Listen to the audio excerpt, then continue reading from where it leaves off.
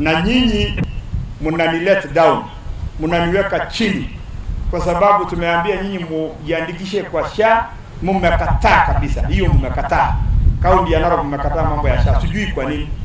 Na ugonjwa imekuwa mingi. Saizi tuko na watu 35% ambayo wamekata SHA. Ndiposa mnaona kila wakati mnaitisha mchango. Mchango gani unaitisha na kuna insurance ambayo mmepewa?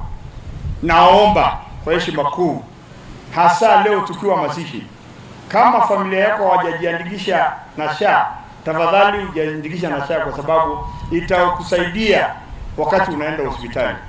Usikae tu uongoje bili ikikuwa kubwa ndio unaanza kusema wapi gavana wangu, wapi MP, wapi MCA, na wewe ndio unajitakia.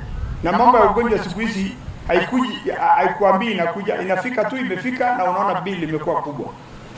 Ndiposa mnaona nakimbia sana kumaliza hiyo hospitali ya referral, ili at least watu wakiwa wagonjwa na wameshindwa na hizi bills kubwa kubwa, mimi kama gavana wenu naweza kuja kusema haisuru, huyu ameshindwa. Lakini kama umejiandikisha na SHA, hii sasa yetu ya Narok itakuwa Narok Teaching and Referral Hospital, na hii hamtaenda tena Nairobi ama Naivasha.